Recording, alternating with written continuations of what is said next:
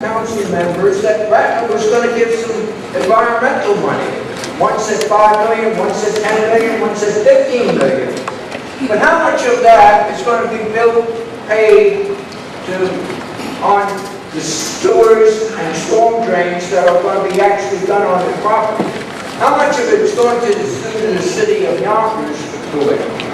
The last time I talked to the county about the sewers, they said nobody, not the city of Yonkers or Ratner, had put in for a sewer permit.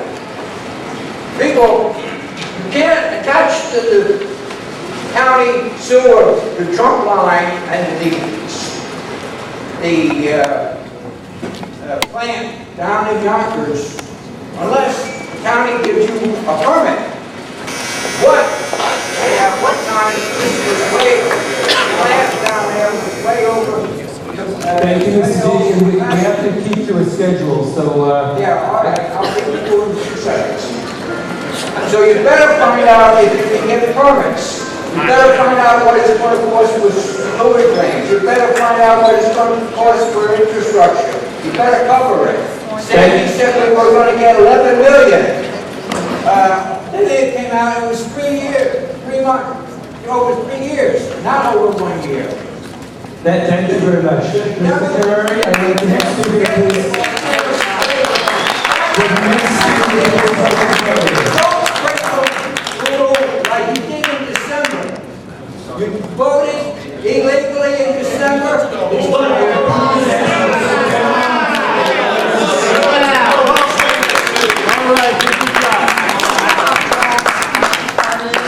People want to speak, and I just ask you to be respectful of each other's time. After Mr. Carter, Carter Liner, and Carol Tuck. Thank you, City Council President and City Council members. My name is Michael Corrieri, and I'm a business representative with District Council 9, Painters and Allied Trades, where I represent blue-collar men and women every day of my career as a business rep.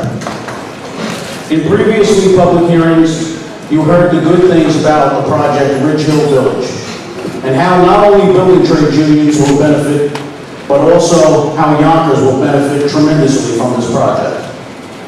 Let's take a step back and think of the children of the city of Yonkers. These are people that will benefit tremendously from this project. It would be nice to have a youngster earn a decent wage, but most of all, learn trade and a craft of their choice with the help of the City of Yonkers City Council. Apprenticeship can play a major role in this project with having young people working on this project from the community. Politics. Throughout all public hearings that I have attended and spoken on, this project has been full of politics. Council City President and Council Board members, we need to put the politics to the side and make the proper choice for Yonkers. Make the right choice. Not only for my union, and I stand here totally in favor of this project, I represent a coalition of different unions along with the Building and Construction Trades Councils and Central Labor Council along with the AFL-CIO. The developer, Forest City Ratner, stands ready, willing, and able to build a wonderful project that can bring history to the city of Yonkers. The developer, on different occasions, wanted to give up the project and walk away and take a loss, like some other developers have done in the past with the city of Yonkers. Don't give this opportunity to the developer. They have to work with you on different occasions and made a commitment to work with you during the project after it is built. This developer is looking forward to help the city of Yonkers. However, the Ridge Hill development deal, as it now stands, must be renegotiated and restructured because it's a lousy deal in Yonkers. Public officials, in violation of the law and their fiduciary duties and obligations, are planning to sell or lease Ridge Hill property at far less than its highest and best price in use and job and revenue potential. These inexperienced public officials are routinely being outmaneuvered and the city exploited by sophisticated real estate developers. I'm in favor of this project, but it should be bigger and better.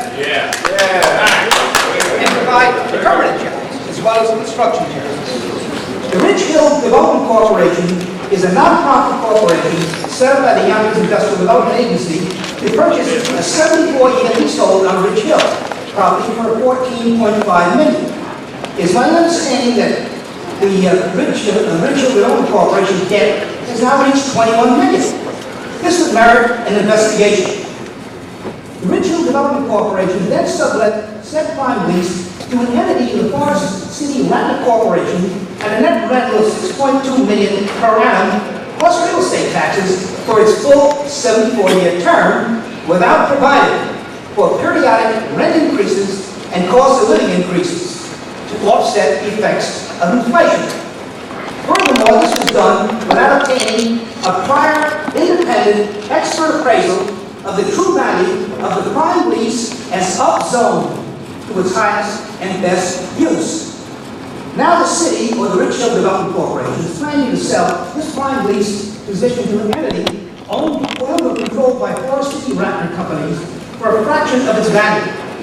This leasehold sale price should be in the range of $124 to $137 or $138 million based on a $6.2 million net annual income secured by a $660 million real estate development consisting of 1.3 million square feet of retail space, 1,000 apartment units, 200 units of 200 square feet of office space, a hotel, and other amenities.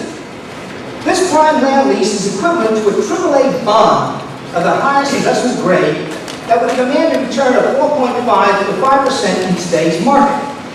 Capitalized at 4.5%, the 6.2 million divided by 0.045, this long-term lease is worth approximately $137, $138 million. The net rent capitalized at 5% is worth $124 million. So the range is between $124 and $138 million.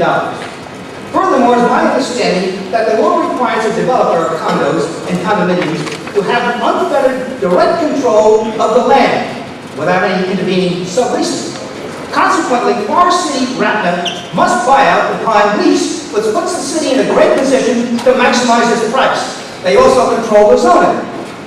The city is also prepared to accept an annual real estate tax or a payment in lieu of taxes pilot that is far too low. Based on a land value, the total land and leasehold cost of $132.7 million, which is $8.7 million plus $124 million respectively, and development costs are about $660 million, the total cost of almost $800 million, and you figure that at the current utilization rate of 0.0328, this property would be worth a total assessed valuation of $26,560,000. And at a tax rate of $607 per thousand assessed valuation, the taxes should be almost $16 million per annum. Plus so the sales tax revenues would be a separate and additional amount to the rent. Should it not remain a sublet, Forest City Rattler's net rent should consist of the base rent of $6.2 million plus $2.1 million, which is a 10% turn on the Ridge Hill Development Corporation's $21 million cost for this prime lease, and annual real estate taxes of almost $16 million for a total of almost $25 million per annum, plus sales tax, real estate taxes, sales tax. Real estate taxes could be reduced for the initial 3-year construction period and increased back to normal level when the project is built. Moreover, the revenue and money jobs this is the important part. Moreover, the revenue and paragraph, but also let it be known that he has submitted the entire 2 pages in writing to the council, and it will be part of the public record. But you can finish the paragraph and just wrap up. Okay.